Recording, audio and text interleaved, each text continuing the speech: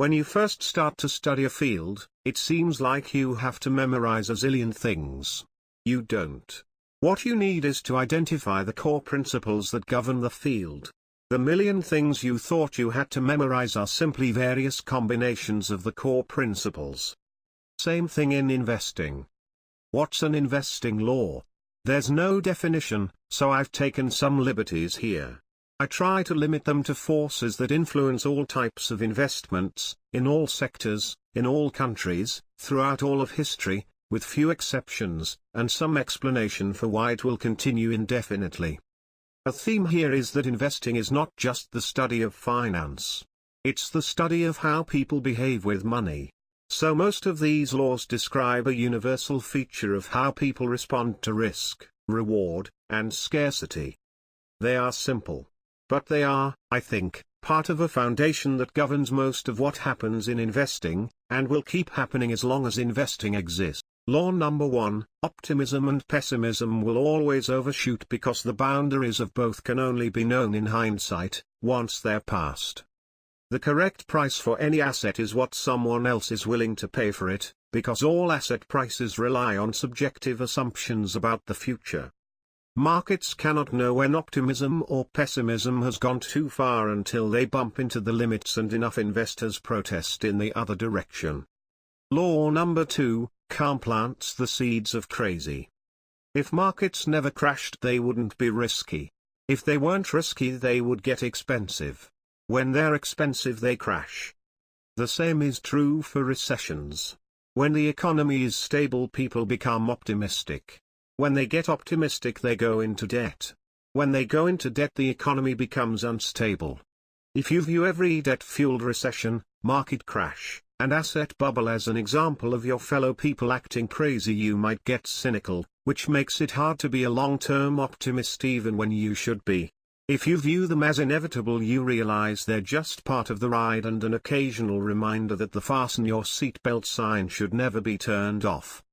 Law number 3, people with different time horizons and different goals want different things out of the same asset, creating reasonable differences in opinion that can be misinterpreted as disagreements.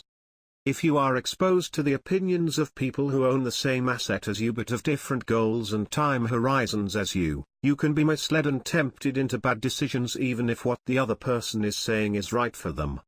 When different goals exist, reasonable people can and will disagree.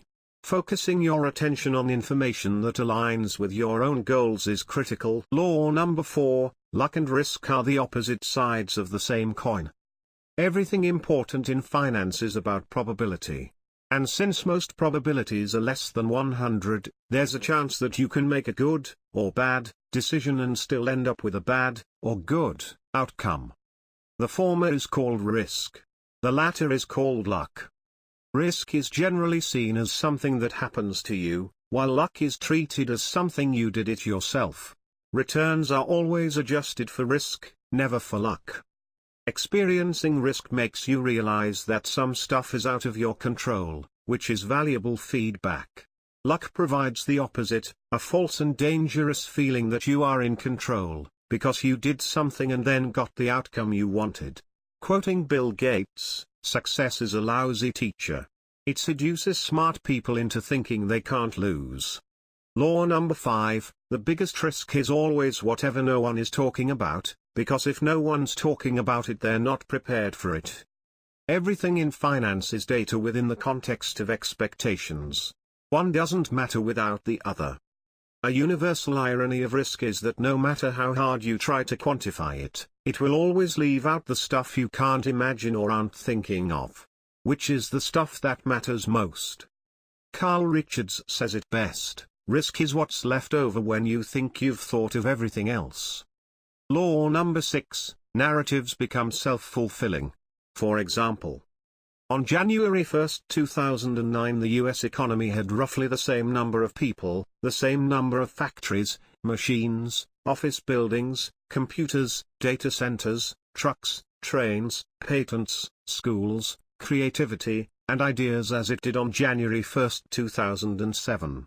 But it was $16 trillion poorer and employed 10 million fewer people in 2009 than in 2007.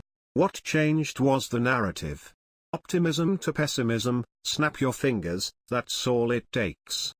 Once the narrative that home prices will keep rising broke, mortgage defaults rose, then banks lost money, then they reduced lending to other businesses, which led to layoffs, which led to less spending, which led to more layoffs, and on and on. Finance and economics rely on forward-looking subjective assumptions, and perspective about markets can surge or break when those assumptions change. The productive capacity doesn't have to change, the story people believe is all it takes. At one point in time a narrative that housing prices are going to collapse sounds silly. But as soon as enough people believe it, it becomes self-fulfilling. The same is true in the opposite direction. This explains some of America's economic outperformance against nations with equally capable citizens. Never underestimate a group of people with strong beliefs in either direction. Law number 7, effective strategies change as markets evolve on the metrics they care about. Good investing strategies are like the flu vaccine. Effective ones exist, but only for a limited period of time because the underlying disease evolves and becomes resistant to what used to work. In one era it was price to book value that mattered most. Then dividends investing took over, then earnings per share. The P/E ratio was popular for a while. Over the last decade it's brand and maybe revenue growth. The hard balance is determining what's timeless and deserves patience, and what's expired and should be discarded. If there were an easy answer to that question, investing would be a piece of cake for all. Law number 8, the first rule of compounding is to never interrupt it unnecessarily.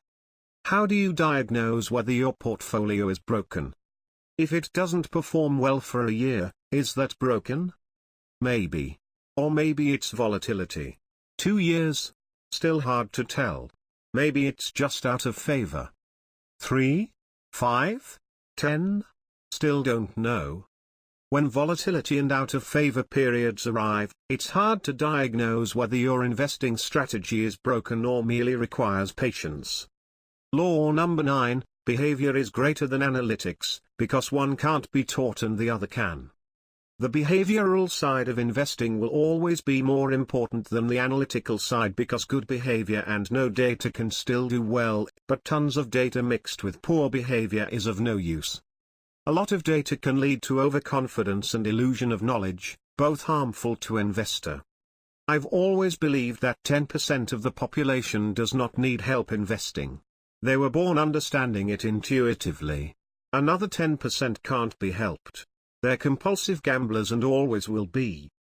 Thank you for watching. To learn more about stock market investing, analysis on companies, summaries on books and to get stock ideas, you can follow us on YouTube at MJCafe Investment. Don't forget to press the bell icon to get notified when we upload a video. Please do like, subscribe and share.